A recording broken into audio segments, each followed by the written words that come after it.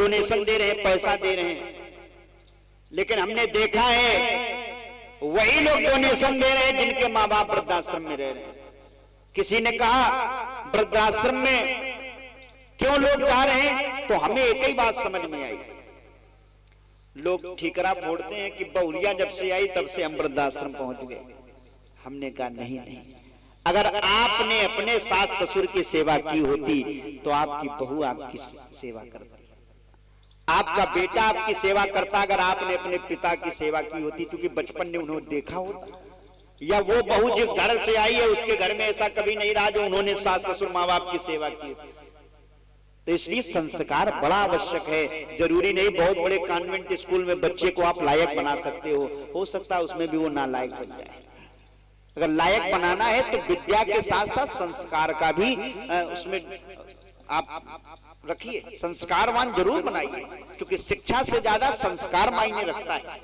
और ये वृद्धाश्रम जो जगह जगह खुल रहे हैं, इनकी खोलने की कोई आवश्यकता नहीं। अगर हर माँ बाप की सेवा घर में होने लगे तो न कोई घोटाला हो, न किसी वृद्धाश्रम खोलने की आवश्यकता। क्या आवश्यकता है? हम अपने घर में ही माँ बाप की अगर सेवा करें तो वृद्धाश्रम जाना ही नहीं। और वृद्धाश्रम में भी हमने देखा है गरीबों के बहुत कम माँ बाप आपको मिलेंगे। जिनके पास ज्यादा पैसा रहा वही लोग वृद्धाश्रम में पड़े, क्योंकि पैसे के आगे उन्होंने बच्चों को परवरिश नहीं की, संस्कार नहीं दिया, तो बच्चों ने भी देखा कि सब कुछ पैसा ही है। हमने देखा बालकाल में आया लगी है, वो माँ को जानती नहीं, माँ जीन्स पहन के निकल गई ड्यूटी सुबह से, माँ का दूध नहीं पिया, माँ से कोई मतलब नहीं रहा, आया सब कुछ करती रही। तो बुढ़ापा में चाहती हूँ कि तुम्हें वो चाय बना पिलावे, कभी नहीं पिलाएगा। वो तो जानते नहीं कि माँ, वो तो आया को सब जानता है, तो तुम्हारे लिए व्यवस्था उसने वही कर दी जैसे उसके लिए आपने व्यवस्था की, जैसे उसने कर दी। तो ये बहुत बड़ा ज्वलंत मुद्दा है। आज समाज में इसमें आवश्यकता है कि कम से कम न ज्यादा हो। अरे भाई घर में चपरासी रखते हो, एक छोटा सा उदाहरण दे दे, वैसा ऐसा कहना नहीं चाहिए, ये शब्द अच्छा नहीं है, लेकिन कम से कम यही मान के आप अगर सेवा करते रहो कि नहीं कुछ बुढ़ई बुढ़वा घर में पड़े हैं दरवाजे पर बाहर, हमारे घर की चौकीदारी हो रही, हमें कहीं जाना होगा तो निकल जाएंगे, बने तो रहेंगे घर में। और फिर क्या होता है, फिर सिक्योरिटी करके जाते हो, पता चला सिक्योरिटी घर लूट ले गया, फिर लोग रोते हैं। तो माँ बाप को भेज दिया वृद्धाश्रम, दरवाजे पे सिक्योरिटी लगा करके गार्ड लगा के जा रहे हो पिकनिक मनाने, सैर सपाटा, शादी बारात में। अरे न समझना तो यही मान लेना, और जैसे सैलरी एक सिक्योरिटी गार्ड को दे रहे हो, अरे उसके एवज में माँ बाप को 2 रोटी ही देते रहना प्रेम से। कितनी अच्छी बात।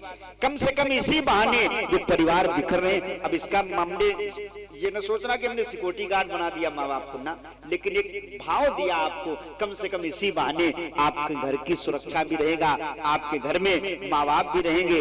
फिर आपको कोई जरूरत नहीं कि आप बड़े बड़े केदारनाथ, बद्रीनाथ, अमरनाथ और माता जम्मू जाओ मैया के यहाँ दरबार में, कोई आवश्यकता नहीं। क्यों? जो आप वहां दर्शन करने जा रहे हो वो आपके घर में बैठे हैं। और घर वालों को भेज दो बाहर, और बाहर जाकर सोचो माता जी मिल जाएंगी चढ़ाई चढ़ के, कभी नहीं मिलेंगी। माँ तो और आशीर्वाद की जगह श्रापें देंगी। भोले बाबा केदारनाथ पहाड़ी पे चढ़ के सोचो कि भोले बाबा कृपा बरसाएंगे, भोले सब दुख काटो हमार, देखे दुख कट जाए, कभी नहीं कटेगा। घर का भोला बाबा आपका पिता आपका रो रहा है और भोले बाबा क्या प्रसन्न होंगे? कभी प्रसन्न नहीं। मेरे भाई बहन, ये जीवन की सच्चाई है। ये मैं इसलिए भी कह रहा हूं, न ज्यादा हो तो जो माँ बाप ने त्याग किया है उसी के एवज में बुढ़ापे में हम उनकी सेवा करने वही लाभ मिल जाएगा। त्याग क्या है? कई बार बच्चे कहते हैं महाराज क्या किया है, मम्मी से कहते हैं बच्चे, मम्मी क्या किया, 9 महीने पेट में तो रखा था, बताओ किराया कितना हुआ, कहो दे दे। पिताजी तुमने क्या किया, जिंदगी भर कुछ नहीं कर पाए, तो हम समझदार हुए तो 4 प्लाट बना लिए, तुम तो केवल खाते रहे और घूमते रहे इधर उधर। यही कहते ना बच्चे। लेकिन याद रखो, जो बच्चे ऐसा कहते हैं, जो माँ बाप का त्याग है वो आप कभी पूरा नहीं कर सकते। पहली बात तो अपनी जान की बाजी लगा करके आपको जन्म ही माँ ने दिया है। माताएं जानती, 9 महीने जब पेट में रखती तो कितना दर्द कष्ट सहती। कोई खाती पीती भी वस्तुएं वो खुद को नहीं मिलता, वो बच्चे में ही जाता नार के द्वारा। और अच्छा इसीलिए खाती कि बच्चा स्वस्थ रहे, वो कष्ट सहती, सारा शरीर अव्यवस्थित हो जाता है। और जन्म देते समय इतना दर्द होता है, इतना कष्ट होता है, लिखा है जन्मत मरण दुसा दुख। इतना दुख होता है कि जन्म देते समय मां को मरने के जैसा कष्ट मिलता है। और मरने में कष्ट कितना होता, गरुड़ पुराण कहती है जैसे 1000 बिच्छू काटे उतना दर्द। एक बिच्छू काट ले कभी किसी के तो देखो अम्मा दैया चिल्लाते हैं, 1000 बिच्छू काटे इतना दर्द। तो बच्चे को जन्म देते समय माताएं जानती इतना कष्ट, असहनीय पीड़ा।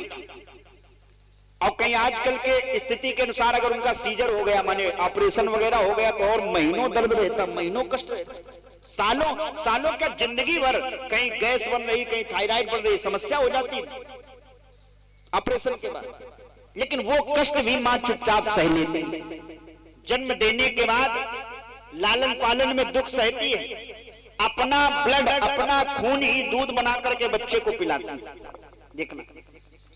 और उसके बाद तो अगर एक दूसरे पॉइंट पर जाए तो बच्चा अगर बिस्तर पर मलमूत्र कर दे, सर्दी की चाहे जितनी रात्रि हो मूत्र कर दे वो, तो मां क्या करती, बच्चे को उठा करके सूखे में सुला देती है, खुद उसी में गीले में सो जाती है। अच्छा ईमानदारी से बताओ, जो बच्चे कहते हैं माता जी किराया बता दो, उनसे कह दो 1 महीना तुम्हें लेटना है, 1 महीना गीले बिस्तर पर सोना है, तो कहेंगे अरे गीले बिस्तर पर सोए, ये हमसे नहीं हो पाएगा। और इनसे पूछो जरा, कई वर्ष तक माताएं गीले बिस्तर पर सोए, इतना कष्ट सहा। अरे केवल इतना ही नहीं, लालने पालने दुखम, अपना श्रृंगार भूल गई, खुद फटी पुरानी धोती साड़ी कपड़े पहन करके माँ बाप काम चला लेंगे, लेकिन बच्चे को अच्छा खिलाएंगे, अच्छा पहनाएंगे, अच्छा पढ़ाएंगे। अपना चाहे जैसी शिक्षा रही हो, लेकिन बच्चे को अच्छे स्कूल में पढ़ा दें। और तो और विवाह होने के बाद सबसे बड़ी बात कहने जा रहा हूं, विवाह होने के बाद जब वो बेटा कहता है कि मां मेरी पत्नी मेरी बहू के साथ आपकी पट नहीं रही, तो वो मां मालूम क्या कहती, लाला वैसे तो इस मकान को बनाने के लिए हम न जाने कितनी मेहनत करी, जाने कितना कर्जा, जाने कितनी अब व्यवस्थाएं, हमने सही लोगों की गालियां भी सही तब ये मकान बना पाई हूं, खून पसीने की कमाई तेरे पिता और मैंने मिलकर के इस मकान को बनाया। लेकिन अगर मेरे कारण तुम्हारी पत्नी नहीं रह पा रही कायदे से, तो एक काम करो, घर के बाहर वाला जो कमरा है एक छोटा सा वो हमें दे दो, या घर के अंदर वाला कमरा हमें दे दो, बाकी पूरा मकान तुम ले लो, तुम आराम से रहो, तुम अगर पत्नी के साथ खुश हो तो बस मेरी खुशी हो।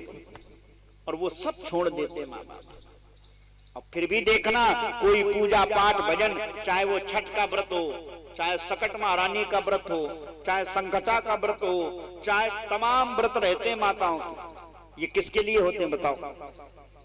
छठ वाला व्रत काहे के लिए होता है? संकटा महारानी का, सकट महारानी का व्रत काहे के लिए होता है? बेटे के लिए है, सब बेटे के लिए। वो बेटा गाली भी दे रहा है, बेटा हाथ भी उठा देता, कोई कोई तो इतना कलयुगी बेटा है, लेकिन माँ अगर कोई, पिता अगर कोई पूजा पाठ कर रहा है तो भी वो बेटे के लिए समर्पित कर देता। भले बेटा तुम हमें गाली दो, लेकिन हम तुम्हारे लिए सदैव अच्छा ही। तो क्या हमारा आपका धर्म नहीं है? ये तो माँ की बात है, तो क्या पिता का कहीं कोई वजूद कम है? ना, यहाँ पुरुष वर्ग भी बैठे। आपकी भी बात मैं कह दूं, पिता ने भी जो त्याग किया है उसका भी त्याग कोई कम नहीं। अगर माँ स्वर्ग है तो पिता उसका दरवाजा है, और बिना दरवाजा खोले हम जा नहीं सकते। पिता दरवाजा कैसे? माँ का त्याग तो बहुत है कि जन्म दिया और पढ़ाया लिखाया, माने लालन पालन किया, ये दूध पिलाया, ये सब त्याग है। पिता का भी त्याग कम है। मैंने देखा है कई बार एक पिता जब बाजार से, मार्केट से अपनी सैलरी लेकर के चला, रास्ते में होटल मिला, ढाबा मिला, सोचा लाओ आज सैलरी मिल गई, जेब में पैसा भी, लाओ थोड़ा कुछ हम भी खा पी लें। याद आया, वहां तक पहुंचा जहां समोसे और तमाम तरीके के जो होटल जो खुले हैं, वहां तक गया दरवाजे तक, लेकिन फिर याद आ गया उस पिता को कि अगर इस सैलरी से कहीं मैंने 200, 400, 500 रुपए आज अगर खर्चा कर दिए अभी, तो कल व्यवस्था डामाडोल हो जाएगी। मेरे चलते समय बेटे ने कहा था कि पिताजी बाजार से आना तो हमारे लिए कापी ले आना, पेन ले आना। मेरी बेटी ने कहा था पिताजी कल मुझे प्रैक्टिकल का पैसा देना है, फीस भरनी है। छोटी वाली बिटिया ने कहा था कपड़े लाने हैं। अब कहीं मैंने 500 खर्चा कर दिए तो मेरे बच्चों की ख्वाहिशें अधूरी रह जाए। तो मैंने देखा है वो पिता अपने मन की इच्छाओं को दबा करके अपने बच्चों को सजाने संवारने के लिए अपने जीवन को लगा देता है। तो ये पिता का प्यार। कई बार तो देखा है बाजार में अगर कोई उसे भेंट में भी कोई चीज दे दे तो अकेले नहीं खा पाता, या कोई चीज खरीद भी ले तो अकेले नहीं खा पाता। लड़के तो कहो बाजार में खूब जाके सैर सपाटा करके खा पिया में कोई मतलब नहीं, लेकिन पिता को अगर कोई चीज मिल जाए, सर्दियों का समय आ गया है, बाजार से 100 ग्राम मूंगफली भी खरीदेंगे तो जेब में डाल लेंगे, चलेंगे तो बच्चों के साथ खाएंगे चल करके।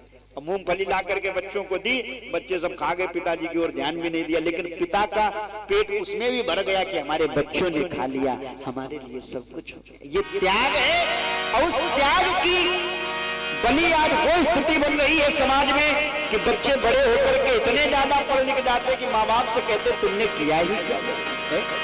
मैं तो कहता हूं भैया, इतना प्यार करेगा कौन, इतना प्यार करेगा कौन जितना माँ करती है, इतना प्यार करेगा कौन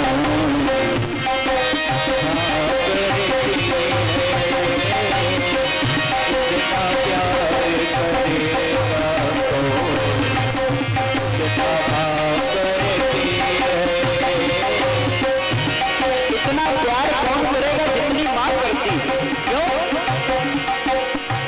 बेटा जब परदेश को जाए, बेटा जब परदेश को जाए, माँ रोया करती है, इतना प्यार करेगा कौन